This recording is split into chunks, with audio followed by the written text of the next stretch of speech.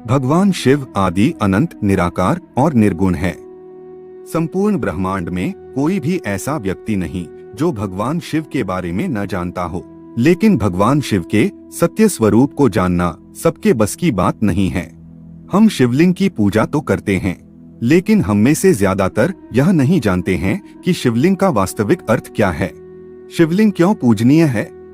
शिवलिंग का आकार ऐसा ही क्यों है? शिवलिंग का शाब्दिक अर्थ क्या है और शिवलिंग से हमें क्या बोध मिलता है? आज की इस खास प्रस्तुति में हम इन सभी रहस्य से पर्दा उठाने वाले हैं, तो इस प्रस्तुति को अंत तक जरूर देखिएगा। बहुत से लोगों ने शिवलिंग का गलत अर्थ बताकर लोगों को भ्रमित कर रखा है, लेकिन सबसे ज्यादा आश्चर्य की बात तो यह है कि इस षड्यंत्र में कुछ विदेशी लोगों के साथ साथ हमारे देश के लोग भी शामिल हैं। इन लोगों ने शिवलिंग का बहुत ही गंदा मतलब निकाल रखा है, लेकिन सच्चाई ज्यादा देर छिपी नहीं रह सकती है। आज के बाद आपको शिवलिंग का वास्तविक अर्थ और रहस्य पता चल जाएगा, और साथ में यह भी बताएंगे कि शिवलिंग भारत, इजिप्ट, चाइना, एलियंस और पूरे यूनिवर्स में क्यों पूजनीय है। तो इस प्रस्तुति में अंत तक जुड़े रहिएगा। सबसे पहले हम शिवलिंग का शाब्दिक अर्थ क्या है वह समझते हैं। शिवलिंग में शिव का अर्थ होता है परम शुद्ध चेतना, परमेश्वर या परम तत्व, और लिंग का अर्थ होता है निशान, चिन्ह, प्ररूप, लक्षण और प्रतीक, और शिवलिंग का अर्थ है भगवान शिव, परमतत्व का चिन्ह या प्रतीक। अब हमें यह भी पता होना चाहिए कि संस्कृत में जनन अंग के लिए शिश्नम शब्द प्रयोग होता है। लिंग शब्द का प्रयोग कभी भी नहीं होता है। अब हम लिंग के कुछ अन्य अर्थ जानते हैं। लेते यस्मीन इति लिंगम। लिंग पुराण के इस वाक्य में बताया गया है कि सारे संसार की उत्पत्ति और लय जिसमें हो उसे लिंग कहते हैं। शिव शक्तोष्ट विचिन्हस्य मेलन्म लिंगमुच्यते।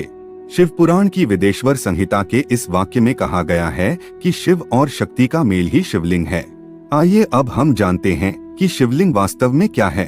शिवलिंग को जानने के लिए हमें सबसे पहले शिव और शक्ति यानी कि पुरुष और प्रकृति को जानना बहुत जरूरी है। शिव आगमों में शिवलिंग को शिव और शक्ति कहा जाता है, वेदों में पुरुष और प्रकृति कहते हैं। विज्ञान उसे गॉड एंड एनर्जी कहता है। हालांकि विज्ञान गॉड को नहीं मानता है। विज्ञान कहता है कि प्रकृति यानी कि सभी भौतिक पदार्थ मूल रूप से एनर्जी ही है, और विज्ञान ने हमें सूत्र दिया है E=mc²।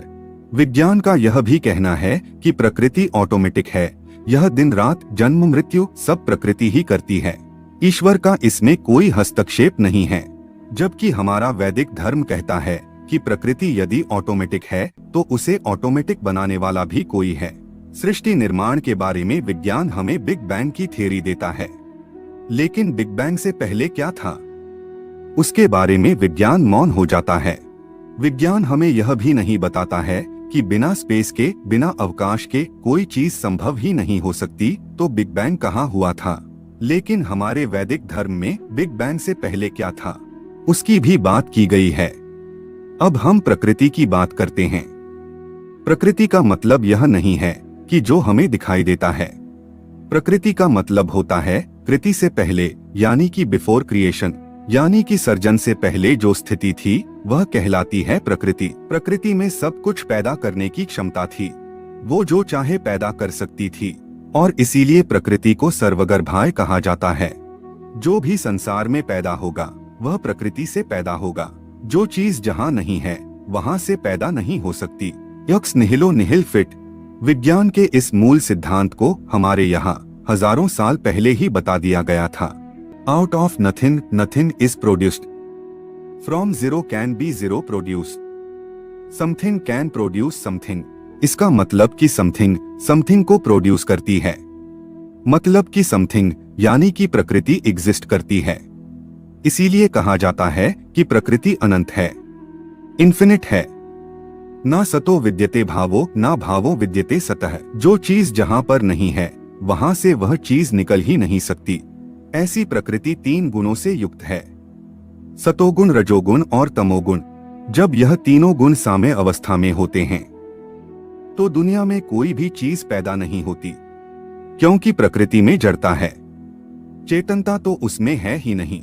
अब कोई चीज पैदा हो इसीलिए प्रकृति में चेतनता होनी जरूरी है। और इस प्रकृति को एक्टिवेट करता है पुरुष। पुरुष यानी प्योर चेतना, जिसे हम शिव तत्व कहते हैं। और इस पुरुष में जड़ता नहीं है, भौतिकता नहीं है, ना उसमें कोई परिवर्तन हो सकता है और ना कोई बदलाव आ सकता है। वह जैसा है जब से तब से वैसा ही है। पुरुष एक प्योर चेतना है, प्योर प्रकाश है। अब प्रकृति यह चाहती है कि मैं किसी तरह से अपने आप को व्यक्त करूं। मेरे अंदर शक्ति है प्रकट करने की, लेकिन प्रकट कैसे करूं की चेतना नहीं है, रास्ता पता नहीं है, ऑटोमेटिकता नहीं है। और वह पुरुष सोचता है यह रियलाइज करने के लिए कि मैं क्या हूं, मुझे कोई ऐसा माध्यम चाहिए कि मैं अपने आप को जान सकूं।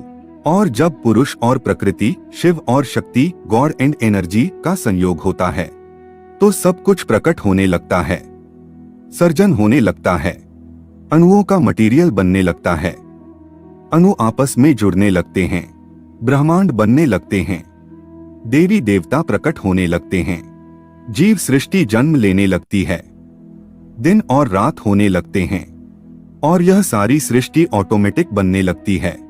और उसको ऑटोमेटिक बनाने वाला वही पुरुष शिव तत्व है।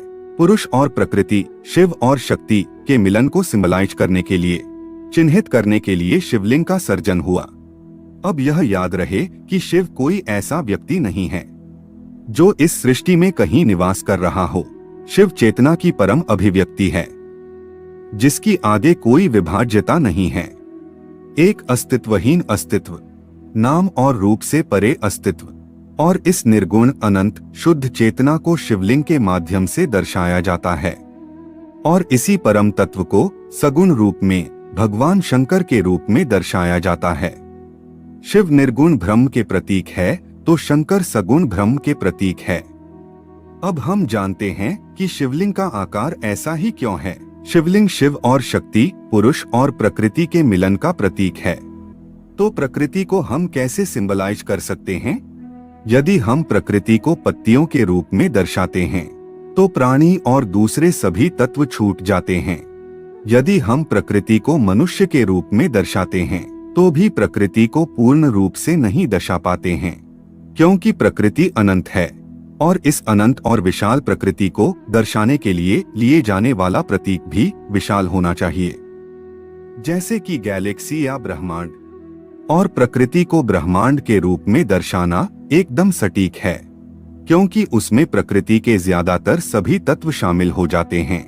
और शिवलिंग का जो नीचे का हिस्सा है वह प्रकृति है, जो ब्रह्मांड के आकार को दर्शाती है और भौतिक जगत को भी दर्शाती है।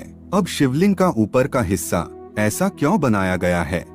तो आज भी जब हम परम तत्व को दर्शाते हैं तो उसे एक ज्योति के रूप में दर्शाते हैं। और इस परम शुद्ध चेतना शिवत्व को ज्योति रूप के सिवा और किसी रूप में दर्शा ही नहीं सकते। और भारत में जो 12 स्वयंभू शिवलिंग है उन्हें भी ज्योतिर्लिंग ही कहा जाता है। और श्वेत ज्योति रूप होने के कारण ही भगवान शिव को कर्पूर गौरम, कपूर के जैसे गोरे वर्ण के कहा जाता है। और जब शिव और शक्ति के इन प्रतीकों को एक रूप करके उन्हें पत्थर पर उकेरा गया और जो प्रतीक हमारे सामने आया वह है शिवलिंग। अब हम जानते हैं कि शिवलिंग क्यों पूजनीय है और शिवलिंग से हमें क्या बोध मिलता है। शिवलिंग भगवान शिव और माता आदिशक्ति का प्रतीक तो है ही, और शिव और शक्ति से परे कोई चीज हो ही नहीं सकती। और इसीलिए सभी देवी देवता, ब्रह्मा, विष्णु और शंकर शिवलिंग में ही निहित है। और इसलिए शिवलिंग का पूजन करने से सभी देवी देवताओं का भी पूजन हो जाता है। जब हम शिवलिंग को नमन कर रहे होते हैं तब उस पुरुष अर्थात परम चेतना को नमन कर रहे होते हैं। शिवलिंग से हमें बोध मिलता है कि जिस तरह से पुरुष यानी कि शिव इस प्रकृति के मध्य में रहते हुए भी प्रकृति में लिप्त नहीं हो जाते, उसी तरह हम जीव भी इस शरीर रूपी प्रकृति में रहते हुए शिव की तरह प्रकृति रूपी शरीर की मायाजाल में लिप्त नहीं हो जाना है। हमें जीव से शिव बनने की कोशिश करनी चाहिए और हमारी चेतना के स्तर को ऊपर उठाना चाहिए। अब यदि पृथ्वी पर से सभी मानव सभ्यताएं नष्ट हो जाएं और मानो की सारी पृथ्वी ही नष्ट हो जाए तो क्या भगवान शिव और शिवलिंग रहेंगे या नहीं? और मानो की सारी पृथ्वी नष्ट हो जाती है और लाखों साल बाद किसी दूसरे ग्रह पर नई सभ्यताएं विकसित होती है। तो उनमें से इजिप्ट जैसी कोई सभ्यता जब सृष्टि के मूल कारण का पता लगाएंगे तो वह शिव और शक्ति को अंक के रूप में चिन्हित करेंगे, जिसमें अंक का नीचे का हिस्सा शक्ति को दर्शाता है और ऊपर का हिस्सा परम शुद्ध चेतना शिव को दर्शाता है।